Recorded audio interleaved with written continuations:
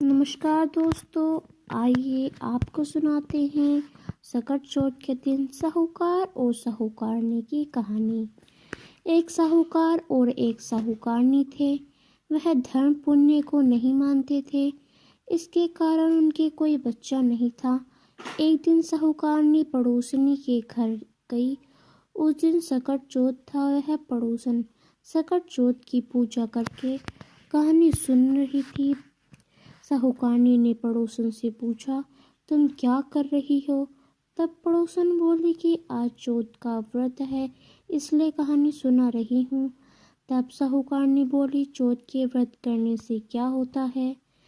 तब पड़ोसन बोली, इससे करने से अन्न धन सुहाग पुत्र सब मिलता है। तब साहूकारनी ने कहा, यदि मेरा गर्भ रह जाए तो मैं सेवा से तिलकुट करूंगी और चौथ का व्रत भी रखूंगी। श्री गणेश भगवान की कृपा से साहूकारनी के गर्भ में रह गया तो वह बोली कि मेरा लड़का हो जाए तो मैं ढेर सारे तिलकुट करूंगी। कुछ दिनों बाद उसका लड़का हो गया तो वह बोली कि हे चौथ भगवान, मेरे बेटे का विवाह हो जाएगा तो 5.25 सेर का तिलकुट करूंगी। कुछ वर्षों बाद उसके बेटे का विवाह तय हो गया। उसका बेटा विवाह करने चला गया, लेकिन उस साहूकारनी ने तिलकुट नहीं किया। इस कारण से चौथ देव क्रोधित हो गए और उन्होंने फेरों से उसके लड़के को उठवाकर पीपल के पेड़ पर बिठा दिया। सभी वर को खोजने लगे पर वो नहीं मिला। हताश होकर सारे लोग अपने अपने घर को लौट आए। इधर जिस लड़के से साहूकारनी के लड़के का विवाह होने वाला था, वह अपनी सहेली के साथ गणगौर पूजन के लिए जंगल में दूब लेने गई। तभी रास्ते में पीपल के पेड़ से आवाज आई और मेरी अदेभ्यई। यह सब सुनकर जब लड़की घर आई, उसके बाद वह धीरे धीरे सूख कर कांटा होने लगी। एक दिन लड़की की माँ ने कहा, मैं तुम्हें अच्छा खिलाती हूँ, अच्छा पहनाती हूँ, फिर भी तुम सूखती जा रही हो, ऐसा क्यों?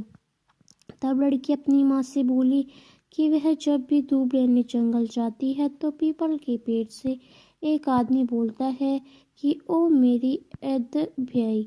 उसने मेहंदी लगा रखी है और सेहरा भी बांध रखा है। तब उसकी माँ ने पीपल के पेड़ के पास जाकर देखा, यह तो उसका जमाई ही है। तब उसकी माँ ने जमाई से कहा, यहाँ क्यों बैठे हैं? मेरी बेटी को अदेभ्यई कर दी और अब क्या कर लोगे? साहूकारनी का बेटा बोला, मेरी माँ ने चौथ का व्रत तिलकुट बोला था लेकिन नहीं किया, इस दिन लिए चौथ माता ने नाराज होकर यहाँ बैठा दिया। यह सुनकर उस लड़की की माँ साहूकारनी के घर गई और उसने पूछा कि तुमने सकट चौथ का कुछ बोला है क्या? तब साहूकारनी बोली, तिलकुट बोला था। उसके बाद साहूकारनी बोली, मेरा बेटा घर आ जाएगा तो 2.5 मन का तिलकुट करूंगी। इससे श्री गणेश भगवान प्रसन्न हो गए और उसके बेटे को फेरों में लाकर बैठा दिया। बेटे का विवाह धूमधाम से हो गया।